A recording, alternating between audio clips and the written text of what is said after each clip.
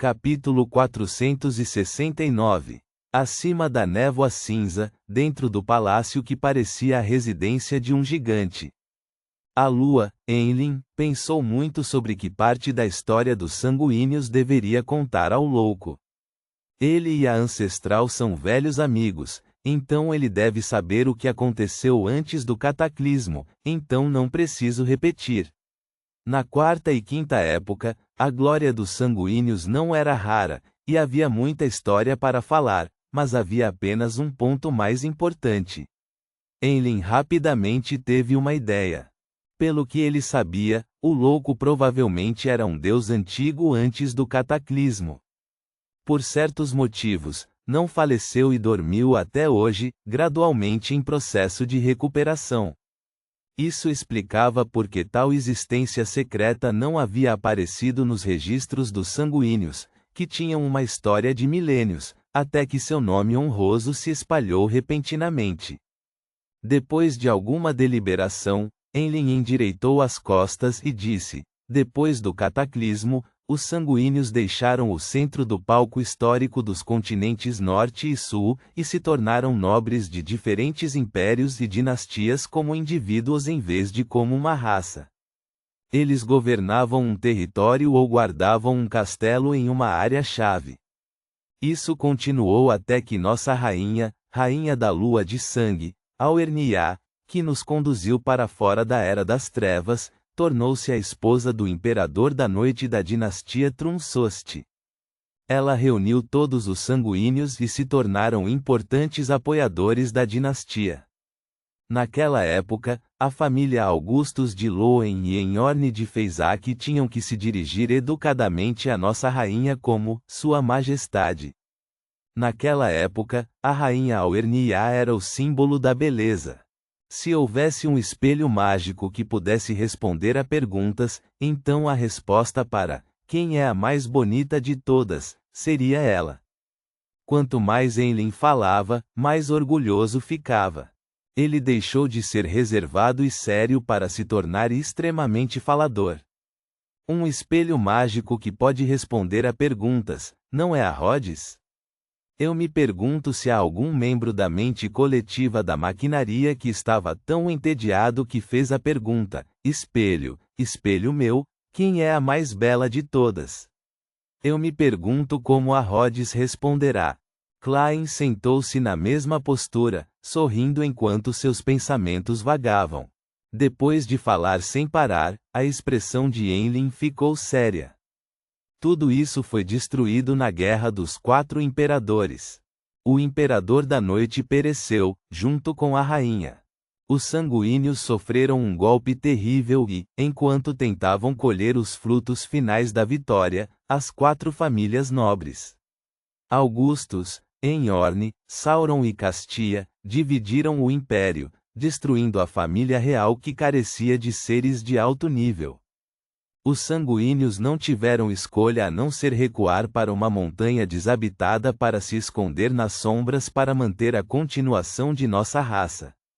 Exatamente como eu esperava, os 7 deuses já eram os 7 deuses durante a Guerra dos Quatro Imperadores.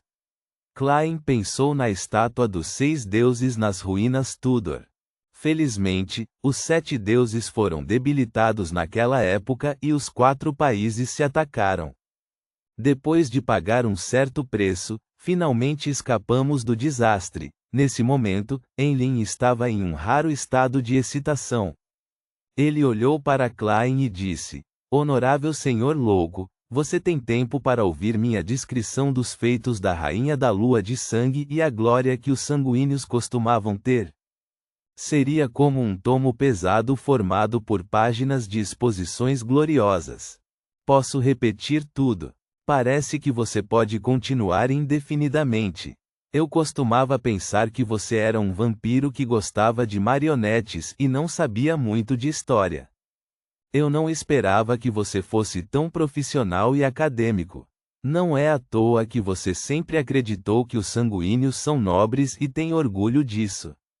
Esse tipo de cara que não gosta de sair vai se aprofundar em uma pesquisa profunda sobre um assunto que lhe interessa. Além disso, os vampiros têm uma vida útil suficientemente longa. Klein hesitou, preparado para recusar a oferta de Enlin de maneira eufemística. Embora não lhe faltasse interesse pela história, o tempo não lhe permitiu ouvir todas.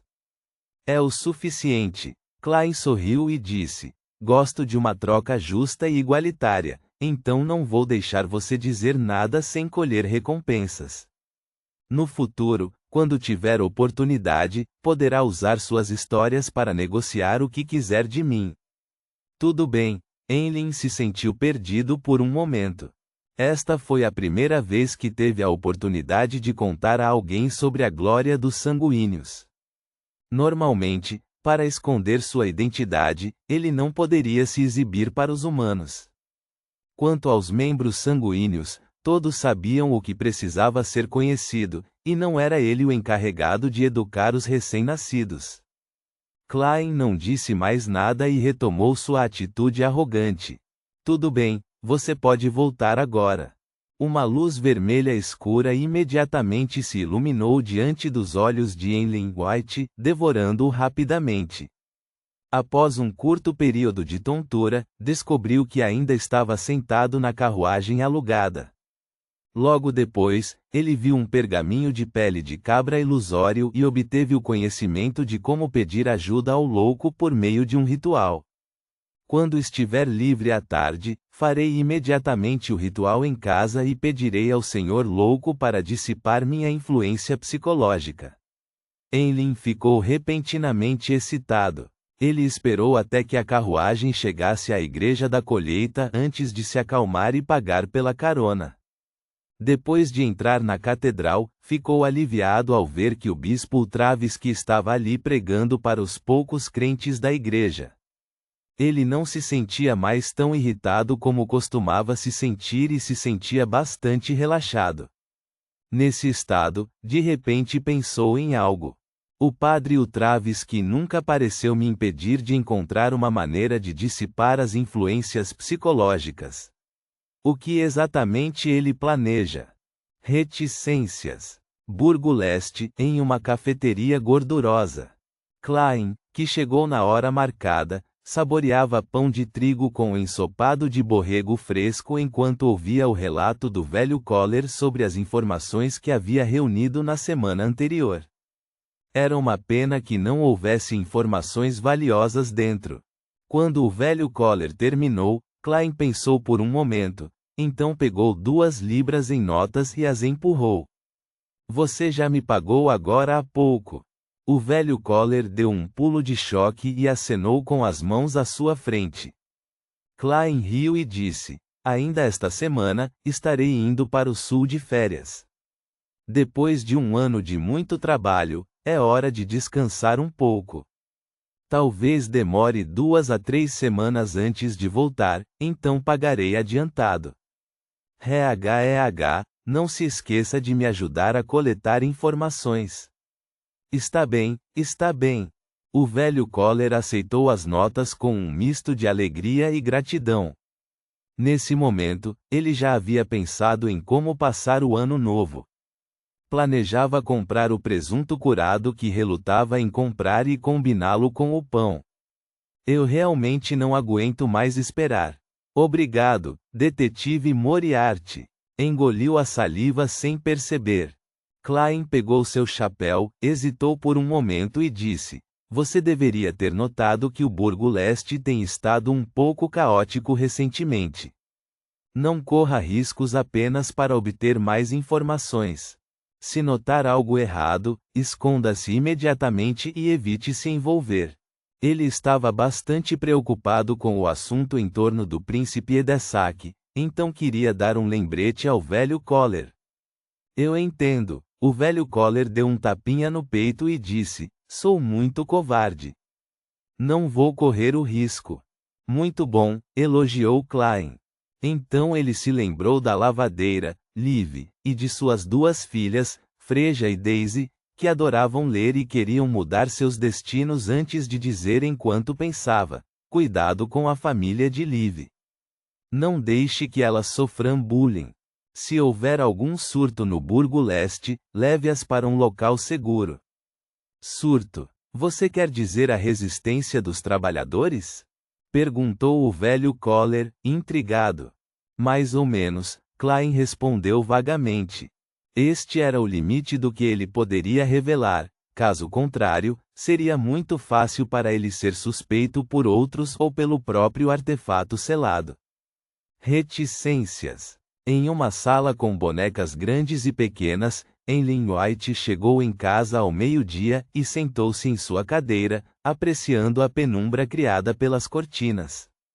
Ele olhou em volta e cerrou os punhos. Vou torcer por mim. Com isso, vasculhou materiais com espiritualidade e começou a escrever o nome honroso de O Louco, bem como os símbolos correspondentes e padrões mágicos. Depois de muita agitação, ele tentou o ritual de ato secreto. Sua espiritualidade gradualmente se dissipou, como se ele tivesse chegado a um lugar incomensuravelmente alto. Vagamente, viu inúmeras sombras de formas inefáveis, 7 cores de luz que pareciam conter imenso conhecimento e a névoa branco-acinzentada que pairava acima de tudo.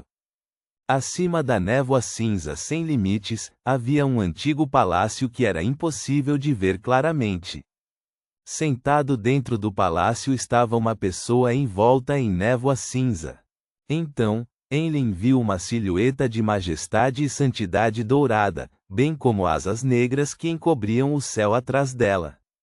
Ele nem teve tempo de contar o número de pares de asas misteriosas antes de se sentir flutuando rapidamente para cima, fazendo contato com aquela figura dourada. Ah! Ele gritou miseravelmente enquanto segurava a cabeça e rolava no chão, emitindo fumaça verde de seu corpo. Demorou um pouco para Eileen se acalmar, e então ouviu a voz profunda do louco ecoar em seus ouvidos. Sua influência psicológica foi retirada. É assim que se sente ao dissipar uma influência psicológica? É muito doloroso. Eileen estava sentado no chão, ofegante, seu cabelo bem penteado caindo em desordem. No topo da névoa cinza, Klein assentiu pensativamente e disse para si mesmo: de fato, os efeitos de purificação e dissipação do broche do sol também podem prejudicar os vampiros. Ele havia calculado com antecedência que a luz do sol necessária para remover a influência psicológica enfraquecida não prejudicaria gravemente Eileen, então ele não poderia se incomodar em mudar para uma abordagem mais complicada. E agora, o resultado foi de fato consistente com suas expectativas. Depois de cuidar desse assunto, Klein tirou o pingente de topázio do pulso esquerdo e planejou fazer uma adivinhação. É adequado ir para a mansão da Rosa Vermelha esta tarde. Depois de recitar 7 vezes em sua mente, ele abriu os olhos e viu o pêndulo espiritual parado e não girando. A dificuldade de adivinhar algo que envolve um artefato selado de grau 0 ou uma potência correspondente é muito alta. Não consigo obter nenhuma revelação efetiva. Klein suspirou, conhecendo a essência da questão. Então, começou a adivinhar se seria adequado ir para a mansão da Rosa Vermelha amanhã à tarde, mas recebeu os mesmos sinais de fracasso como resultado. Sempre se disse que a adivinhação não é onipotente, e agora está provado. Tenho que decidir sozinho. Tenho que dar este passo, senão não tem como eu sair do palco sem ser notado para ir aos bastidores. Quanto mais cedo melhor, não posso atrasar. Caso contrário, este assunto pode se tornar completamente impossível de acabar.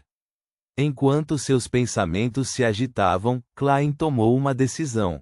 Ele imediatamente voltou ao mundo real, vestiu sua sobrecasaca trespassada e meia cartola, e saiu da rua Minsk, número 15, em direção à mansão do príncipe Edessac. Ponto.